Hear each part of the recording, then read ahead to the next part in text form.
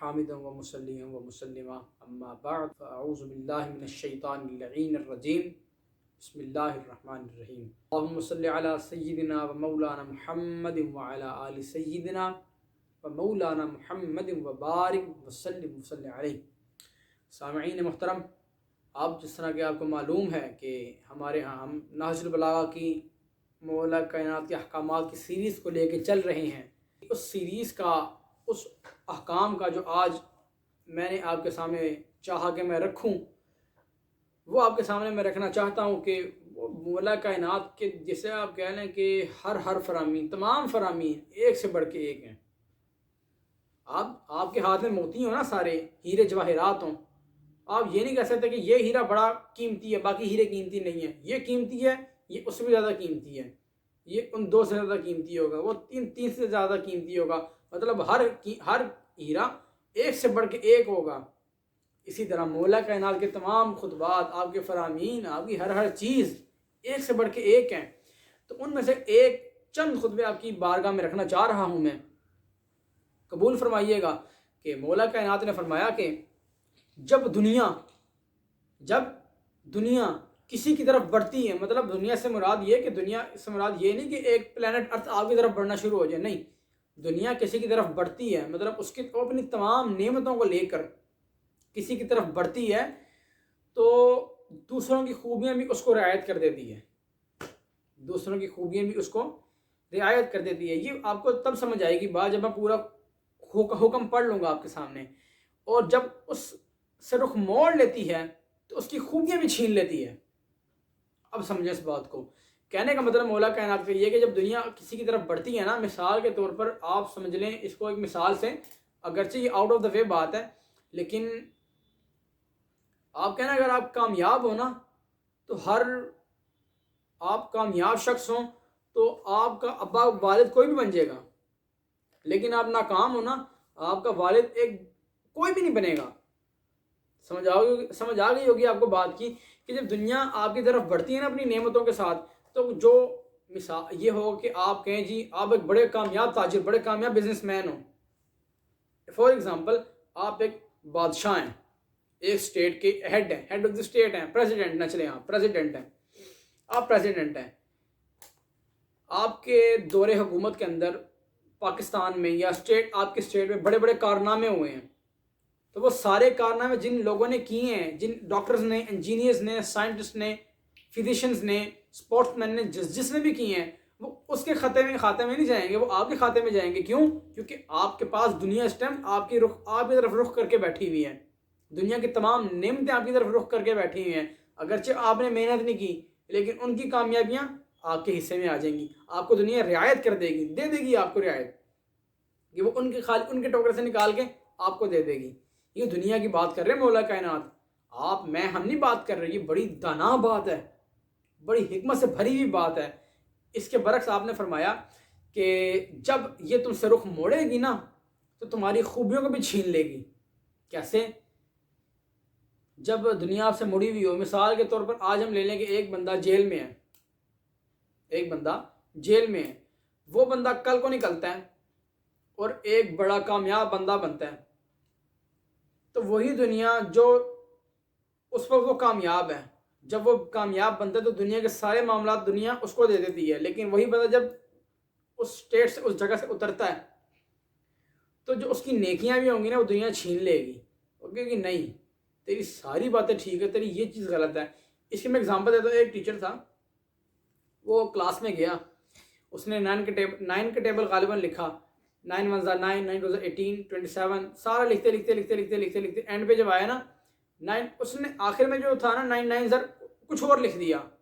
بچوں نے، میرا غالباً کس کی اگزامپل ہے یہ، خیر صرف بتانے کے لیے بات اگزامپل دے رہا ہوں میں، کہ جب بچوں نے ٹیبل پڑھا نا، اس کا 9 کا ٹیبل پڑھا، 9 کا پہاڑا پڑھا، 9 1 9 2 18 3 4 5 6 سارا ٹھیک ہے۔ جب 9 9 بات ہے نا کہ سارا ٹھیک ہے لیکن یہ چیز غلط ہے، سیم ٹو سیم وہی چیز ہے کہ آپ کی جو نیکیاں بھی ہوں گی نا اس ٹائم، آپ کی جو، آپ سمجھ لیں کہ آپ کی خوبیاں، آپ کی جسے کہہ لیں کہ چمکنے والی چیزیں، آپ کی جو اسپیسیفک آپ کے پاس ہوں، وہ دنیا سے وہ چھین لے گی۔ کیوں؟ اس ٹائم آپ کا ٹائم خراب چل رہا ہوگا، آپ کی دنیا خراب چل رہی ہوگی. اس لیے اللہ تعالیٰ سے گاہے بگاہے اپنا اچھا وقت مانگا کریں کہ آپ اچھے وقت پہ ہوں گے نا، جب اچھے مقام پہ ہوں گے تو آپ نے بے شک وہ کام نہ کیے ہوں تو دنیا آپ کو دے دے گی کہ یار آپ کے دور میں ہوئی ہے، آپ بادشاہ تھے، آپ کے دور میں اتنا بڑا کارنامہ ہوا، آپ نے اٹامک بم بنائے، آپ نے یہ کیا، آپ نے وہ کیا، آپ نے فلاں، آپ کے دور میں ایسے ہوا، آپ کے دور میں ویسے ہوا.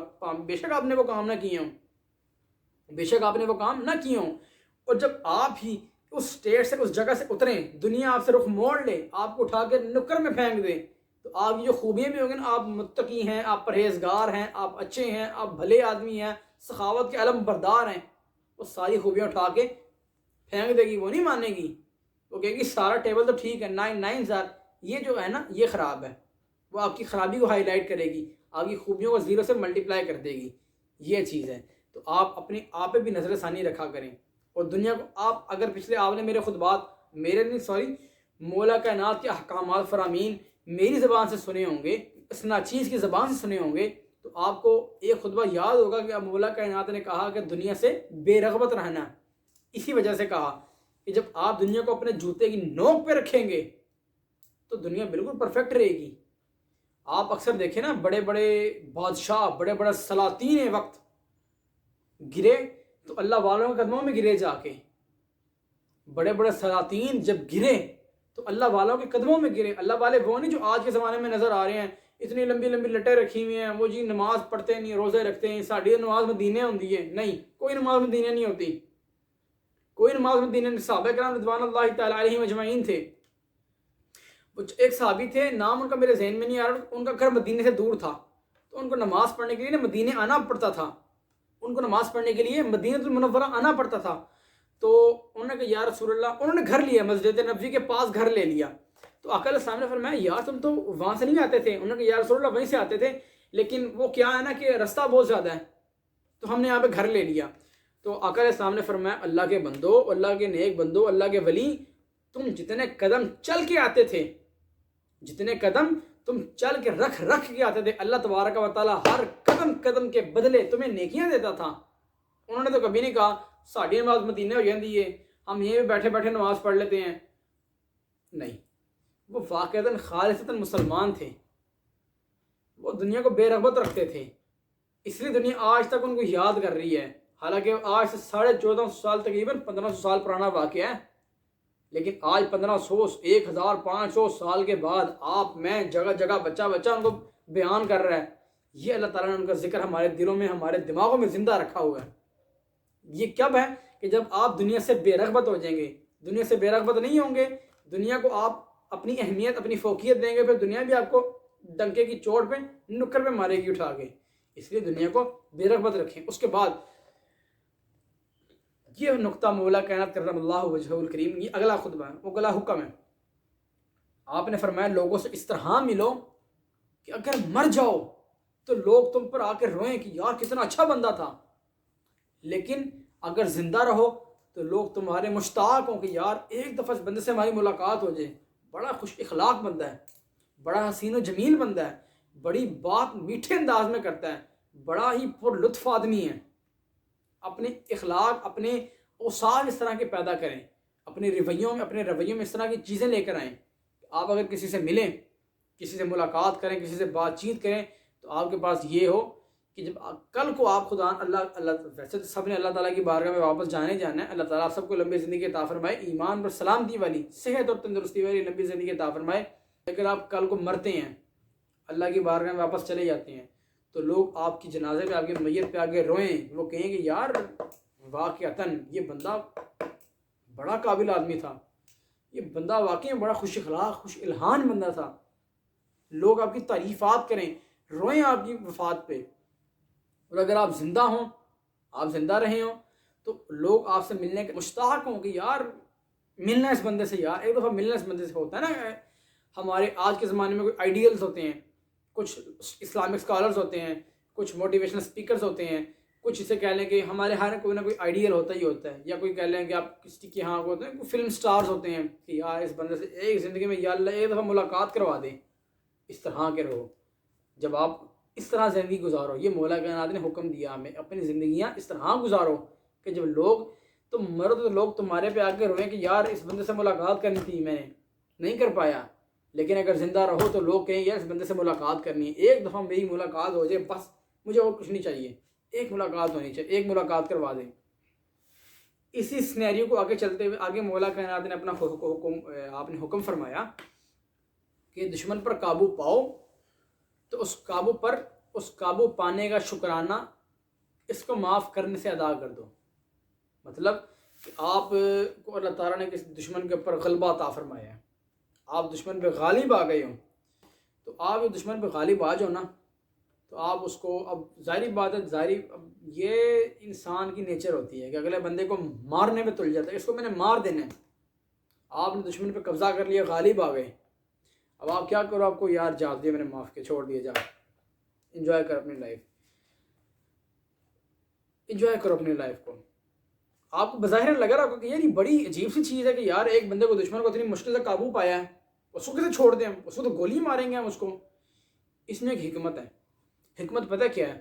اگر آپ اس کو چھوڑ دیں گے نا، اس کے دل میں ایک بات آئے گی کہ یار میں اتنا بڑا گناہ گار، میں نے اس کا اتنا حق مارا ہے، لیکن یہ میں آج اس کے قابو میں آ گیا، میں اس کے قابو میں آ گیا، اس نے مجھے معاف کر دیا۔ کیا دل دیا اللہ تعالیٰ نے اس کو، کیا جگرا دیا اللہ تعالیٰ نے اس کو، شیر کا جگرا رکھا ہے اس نے بندے نے۔ اس کے دل میں آپ کے لیے عزت پیدا ہوگی، عظمت پیدا ہوگی، آپ کے لیے آپ کی عزت پیدا ہوگی، آپ یہ سمجھ لیں۔ لیکن اگر آپ اس کو مار دیں گے، بظاہراً تو آپ نے مار دیا، لیکن کل کو اس کا کوئی بچہ، اس کا بیٹا، اس کا پوتا، اس کو کوئی رشتہ دار، اس کے دل میں یہ آگ لگ جائے گی کہ یار اگرچہ اس بندے کو نہ پتہ ہو سکتا ہے اس پوتے کو ہو، یار اس نے میرے دادے کو مارا، اس نے میرے دادا کو مارا تھا۔ بے شک آپ کے دادا غلط ہوں، بندہ ٹھیک ہو، لیکن آپ کے دل میں نفرت کی آگ بڑھے گی کہ یار اس بندے نے میرے باپ دادا کو قتل کیا ہے، میں اس کو نہیں چھوڑوں گا، جان مار نکال دوں گا اس کی میں۔ جب وہ بندہ آپ کی جان نکالے گا، اب اس طرح معاملہ چل پڑے گا کہ آپ کو کوئی رشتہ دار دیکھ لے گا، وہ کہے گا اس نے میرے باپ دادا کو قتل کیا تھا، میں اس کو مار دوں گا۔ چلتے چلتے چلتے چلتے یہ آپ سمجھ لیں کہ خاندانوں کے خاندان تباہ و بربادی کے دہانے پر جا کے کھڑے ہو جاتے ہیں۔ کتنی بڑی حکمت ہے کہ آپ دشمن پہ قابو پا لیں، آپ معاف کر دیں۔ اس کے اوپر مولا کائنات کرم اللہ وجہہ الکریم کا بڑا ہی خوبصورت، بہت خوبصورت واقعہ کہ مولا کائنات نے جب دشمن پہ حملہ کیا تو دشمن قابو آ گیا ان کے، آپ نے تلوار مارنا چاہی اس کو، جب تلوار مارنے کی اٹھائی اس نے تھوکا آپ کے منہ پہ، اس نے آپ کے منہ پہ تھوک دیا، آپ نے تلوار اٹھا کے زمین میں گاڑی یوں کر کے آپ اترے، آپ نے کہا جا جا جا، چھوڑ دیا جا۔ اس نے کہا علی مار دو مجھے، اگر تم نے زندہ چھوڑا میں تمہیں مار دوں گا۔ اس نے کہا تو مجھے مار، جو مرضی کر، جا، میں تجھے ماروں گا۔ وہ تھوڑی دیر بعد واپس آیا، اس نے کہا میں ایک سوال کرنا چاہتا ہوں۔ آپ نے کہا فرمایا کیا سوال کرنا چاہتا؟ تو اس نے کہا کہ یا علی میں نے آپ کو مارا، آپ نے مجھے مارنا چاہا، پھر میں نے ماں کے چہرے انور پہ تھوکا، آپ کو تو غصہ اور آنا چاہیے تھا کہ یار اس نے میرے چہرے پہ تھوکا، ابھی مارتا ہوں اس کو، میں ابھی جان نکالتا ہوں اس کی میں، لیکن آپ نے نہیں کیا۔ کیوں؟ آپ نے کہا کہ جب میں تجھے مار رہا تھا نا، میں اللہ اس کے رسول کی رضا کے لیے مار رہا تھا، اس میں میری انا شامل ہوگی، جب تمہیں تھوکا تو میری انا شامل ہوگی، میں نے کہا کہیں میری انا غالب نہ آ جائے، میں نے چھوڑ دیا، میں نے چھوڑ دیا۔ اب یہ وہ چیز تھی کہ آپ نے کہا جب اب وہ آپ نے کہا دشمن پہ قابو پاؤ، اس کو معاف کر دو۔ آپ کی اتنے سے رویے سے اس بندے کے دل میں عزت پیدا ہوئی اور وہ بندہ آپ کے اصحاب میں شامل ہو گیا۔ اس نے کہا کہ میں دیکھیں نا اللہ تعالیٰ نے کیسا ٹرننگ پوائنٹ دیا اس کو، جان کا دشمن تھا جانی دوست بن گیا، جان کا دشمن جانی دوست بن گیا۔ کیسے؟ ایسے آپ کسی پہ قابو پائیں، کسی پہ غلبہ رکھتے ہوں تو آپ اس کو معافی کی طرف بھیجتے ہیں۔ امید ہے کہ آپ کو ہمارے آقا و مولا سیدی و مرشدی کے فرامین سے بہت فیض حاصل ہوا ہو۔ آپ کو بے شک ہوا یا نہیں ہوا، بفضل اللہ تعالیٰ مجھے بہت فیض حاصل ہوا، اور میری دعا ہے اللہ تبارک و تعالیٰ سے کہ اللہ تبارک و تعالیٰ تمام لوگوں کو ان چیزوں پر عمل کرنے کی توفیق عطا فرمائے۔ وآخر دعواہم ان الحمد للہ رب العالمین۔